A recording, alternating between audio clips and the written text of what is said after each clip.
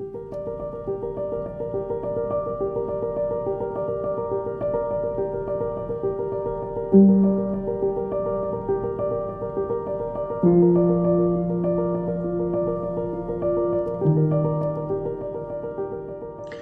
back, friends, to our study of Revelation. Today we continue chapter 14, which is the sequence of text within the book of Revelation that began with chapter 12 that we covered on Monday. So let's dive right into our text. Today is verses 6 through 13 of chapter 14. Then I saw another angel flying in mid-heaven with an eternal gospel to proclaim to those who live on the earth, to every nation and tribe and language and people.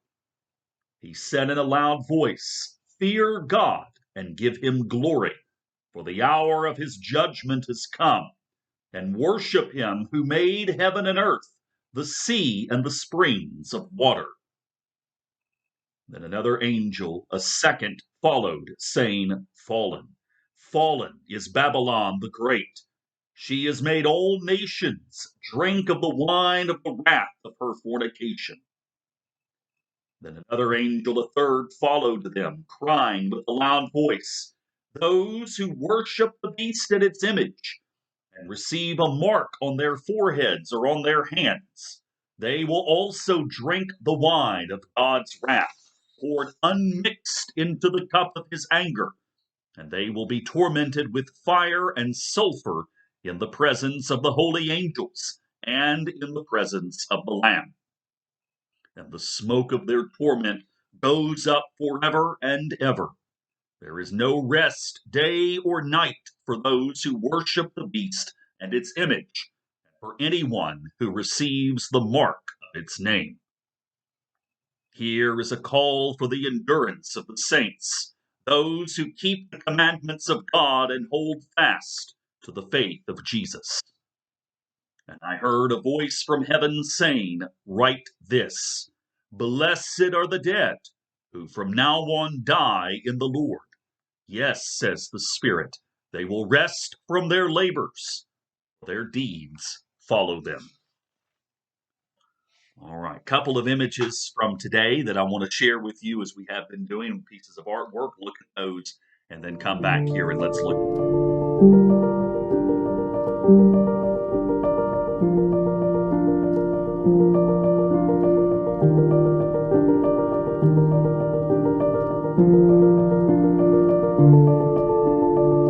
All right, so now that you had a chance to look at those, yesterday we covered 1 through 5, which was this assembly of the 144,000, the first fruits of those who have been redeemed. And again, just a reminder that chronology is out of sync here, but John has no interest in following this strictly. This happened, then this happened, then this happened. So we've come to the threshold of where we're going to see the 7 bowls of judgment come. The great battle, the unseating of Babylon, the whore of Babylon, that wonderful description that comes up. But yesterday was a reminder, here are those who were the first fruits of God. But we're going to see here today, and especially tomorrow, that there is a cost to being that first fruits. We've already seen it from the image of those who had washed their robes white in the blood of the Lamb, that seemingly oxymoron that you can purify your clothes by staining them in blood. So today, from that, and of course, yesterday we ended on this very uncomfortable topic of talking about those who have been virgins that have not been with women. And I'm going to speak, you may not want me to, but there is a connection between that and today's passage that's very important. So, but where I want to start is you have 3 angels who show up in the visions today. The first one, a happy angel. Well, that's us reading our own interpretation in it, but it is an angel bringing good news. In fact, it is the eternal gospel to proclaim to those who live on the earth. Now, that word evangelion in Greek, or evangelion, is a word which we get evangelism, evangel, which is our newsletter here at St. Stephen's, for those of you who don't know that, who are not members here. It is about sharing the good news. What you may not know about that word gospel, which is very tied into both the oral gospel of proclaiming and witnessing God's grace and truth, as we've seen here in Revelation, and the written gospels, the stories of telling the life and ministry of Jesus and the significance of following Jesus through things like the letters of Paul and certainly the four canonical gospels, Matthew, Mark, Luke, and John. Gospel was also a word that referred to what Romans would do when, say, the emperor would come to town or a decree was issued. And in fact, if you go back and read Luke 1, it's not the word gospel, but when Caesar Augustus decrees that there shall be a census, anytime the emperor was to make some sort of public pronouncement, it was considered the good news of the emperor. John very much has this in mind in this, and really the only time that we can see him talk about specifically about the emperor's good news is in this passage here. Certainly, we've seen plenty of times the challenge to maintain the purity of one's faith in standing up against accommodation or acquiescence to emperor worship, or simply even we can straddle both the world of the gospel and the world of the Roman gospel. And that phrase eternal gospel is what John uses to differentiate the gospel of the created being, that being the emperor of Rome, versus the gospel of the one who is the creator of everything. And that is going to become very important in the later verses of today's text.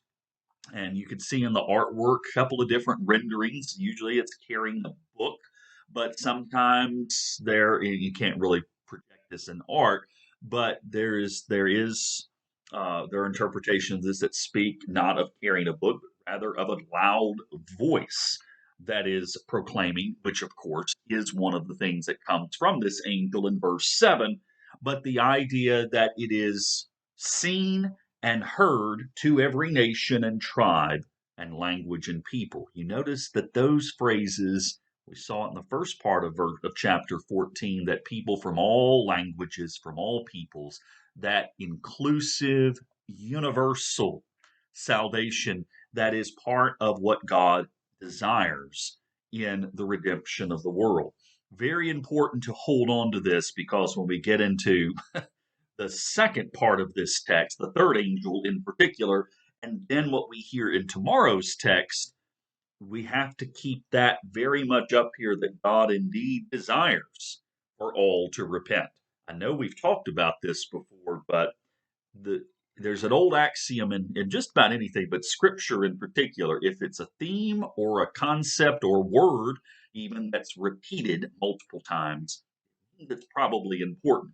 And this constant emphasis on all people, all people, all people holds up a truth about God's desire for mercy that stands in contrast, I wouldn't even say in contradiction, but certainly a contrasting image to the wrath and fiery judgment that we certainly are about to see here in just a moment. The angel says in a loud voice, "Fear God and give him glory, for the hour has come." It's like a soap opera that will never end here. And I've used that, of course, not a soap opera, but there's always this cliffhanger. It's going to come, it's going to come, it's going to come, it's going to come. Of course, in Revelation, it finally does happen. But this is, okay, last chance. Here we go. The hour has come. Worship him. Worship the Creator, the one who has the eternal gospel, the one whose gospel I carry and I announce, says the angel, the one who has made everything, the heaven and the earth, the sea, and the springs of water. Worship the Creator, in light of what we saw in chapter 13, the call of the beast to worship what was created. And the beast, in fact, can and does, to an extent, although not totally, represent the powers of the emperor of Rome. I'm going to say about that, though, at the end of our study today. Second angel, in verse 8, follows, saying, "Fallen, fallen is Babylon the Great." There's that reference to, thinly veiled reference to Rome. "She has made all nations drink of the wine of the wrath of her fornication." I don't want to assume everybody knows what Babylon is, because if you're not as familiar with the scripture, you may not know. Babylon was the great kingdom of Mesopotamia that wound up conquering the people of Jerusalem and the southern kingdom of Judah. Israel had divided into two kingdoms. The northern kingdom, Israel, with Samaria, i.e., the Samaritans, was the capital city, had been conquered, and the leadership either executed or deported by the Assyrian Empire. The Assyrians were ultimately conquered by the Babylonians. The Babylonians took over all of the Assyrian lands that had been conquered, as well as the native lands of Assyria, and then continued to wage war in that part of the world, ultimately defeating and deporting the leaders of Jerusalem and the southern kingdom of Judah once and for all by the year 587. And Babylon was regarded, and of course, this is coming from the Jewish people, but they were regarded as a people who were very fearsome, but also extremely arrogant, who thought that they were the center of civilization of the world at that time. And of course, they weren't. They were ultimately conquered by the Persians, who were the ones who actually let the Jews come back and began to rebuild the temple in Jerusalem. But Babylon is that which, in Jewish mindset, and really even in the mindset of that part of the world at that time, was considered to be that decadent, fallen empire. The trick is Romans themselves would not refer to themselves as Babylon because, well, just like any empire, just like we think with countries today, oh, we will never end because we're the greatest thing since sliced bread.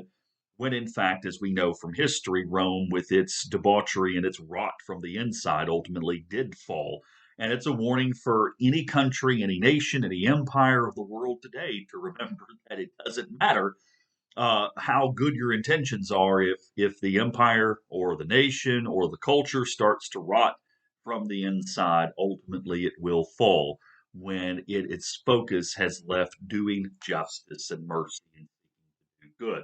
It's a warning to us for sure today. But when Babylon is used, it is a reference to Rome. And it's not just, well, Babylon's like Rome. It is almost a warning to the people of the Roman Empire to say, just as happened to Babylon, so is what's going to happen to Rome. Pretty bold prediction, by the way, by John, and one that, if this got published and sent out, would obviously get him in a lot of trouble. I don't want to undersell at all his reference to Babylon here. It's not just a symbol that refers to something else. It is, in many ways, if you want to talk about John making predictions, that's a prediction that Babylon and Rome would share the same fate. Something that is fairly common in prophetic literature: when God punishes the peoples, including the Israelites themselves, they wind up drinking the wrath of, or drinking the wine of God's wrath. God pours out the wine of his justice and wrath upon those who are sinning. In this case, it's not God's wrath, it's actually the wrath of the fornication. The act of sinning in of itself, it brings wrath on its own, according to this interpretation.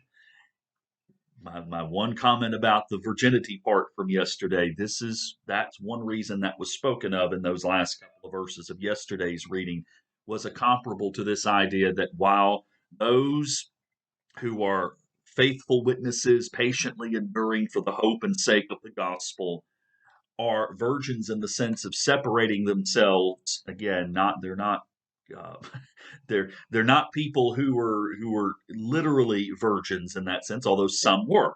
That's not to say that some were, but they were people whose focus, their morality certainly was channeled into proper ways. Don't be wrong on that. But whether they were married, whether they had a job or a vocation, again, their focus was on doing the work of God and finding God's purpose and serving the gospel of God in every mundane thing that they did in order to proclaim God's goodness to all. Whereas those who followed the beast and Babylon were those who, even if they were passive participants, it would be like the people of Nazi Germany who weren't actually out killing Jews, but just sort of stood by and watched. Okay, well, in that sense, they too were drinking the wrath of the murder and the destruction. that the Nazis were committing across Europe and the world at that point. So, too, those, even if they are not actively the ones who were raping, pillaging, murdering, and betraying and speaking evil of their friends, they went along with it. Even if they called themselves by the name of Christ, they really had the mark of the beast on them.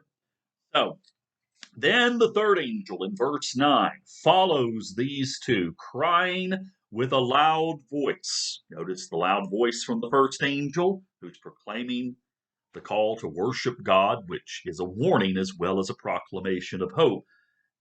Nothing positive about this. With that same loud voice, the third angel cries, "Those who worship the beast and its image and receive a mark on their foreheads or on their hands, they will also drink the wine of God's wrath, poured unmixed into the cup of his anger, and they will be tormented with fire and sulfur in the presence of the holy angels and in the presence of the Lamb." So this time it is directly the wine of God's wrath. That is the direct equivalent of what we see in the Old Testament prophetic text, those who wear the mark of the beast. I remind you again that for early Christians and Jews, there was no division between society and personal, private, and public. Everything was one. We'll need to go into that again, but that is at the heart of this judgment is you can either hold fast or you can hold to the beast. There is no middle ground. And if you were just sitting on neutral territory, you will have the mark of the beast. And as Christopher Rowland, one of my commentators that I'm using, says, there we've already talked about in Revelation the cost of non-conformity to the beast and to the Roman Empire. This is the cost of conforming to it, that ultimately you will drink the wine of God's wrath, and it will fill you up to the point where you know nothing but pain and sorrow, and being thrown into fire and sulfur in the presence of the holy angels and in the presence of the Lamb. They will be right there, but they cannot help you. That's the warning that comes from this. And in verse 11, the smoke of their torment goes up forever and ever. There is no rest, day or night, for those who worship the beast and its image, or for anyone who receives the mark of its name. Those who worship the creature and not the creator are the ones who will be punished. There's a couple of things I want to stop and mention about this. I want to flip back to something that Christopher Rowland himself says. One of the things that we have to be very careful of in Revelation is, as we've seen in chapters 12 and 13, as we're seeing again mentioned obliquely here in this part of chapter 14, the enemies are not human beings, as much as Rome certainly is persecuting and harming and even killing Christians, as much as the Jewish synagogues are resisting and hurting and even turning over Christians to be killed by the Roman authorities. The great enemy of the people of God is not other people. It is not mankind. It is not humanity in general. The great enemy are these powers that are at play, the power that is represented in Satan and in the other two beasts that come bearing the name of this false god and this false prophet, the second beast in particular. How does this make any difference to us? Well, the obvious one is when Jesus says, "Love your enemies as yourself," we are loving people who were created by God. We are loving people who, even in their most broken state, are still God's children. We are loving people that, even in their worst abilities, their worst behavior, those who we see all the time who get caught on video, who are abusing and ridiculing and browbeating people with their own ideology, which ideology and the destruction of false ideologies is something very much at play here in Revelation, by the way. While they may represent the true enemy, they themselves are not the enemy. It's a reminder to us that when we resist those who are saying hurtful and awful things, that we're resisting what stands behind them. They themselves are not the things that should be resisted. That's awfully hard, because number one, we have our instincts when someone hurts us is to hurt back or to withdraw and become very defensive, not to put ourselves, in either of those cases, we are not putting ourselves in a vulnerable position to listen and to try to find the good in the midst of those people. We've been having this course that just finished on 4 Sundays, first 4 Sundays in Lent, on civil discourse, and the group has had some wonderful conversations about how do we approach those not who necessarily differ in opinion from us, but those who are almost violent in the way that they share their viewpoints, and that comes from people on both sides, to use that expression, of the political spectrum. And how do we respond to those people in a way that is fitting with what the gospel asks us to do?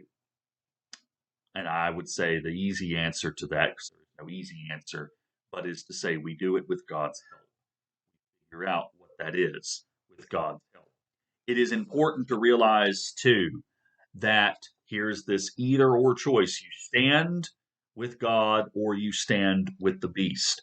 Christopher Rowland, this is where I want to read, speaks about one of the great documents of the late 20th century called the Kairos Document. It was a document put together uh, by bishops. Desmond Tutu was one of the key figures who did this in response to the apartheid regime in South Africa.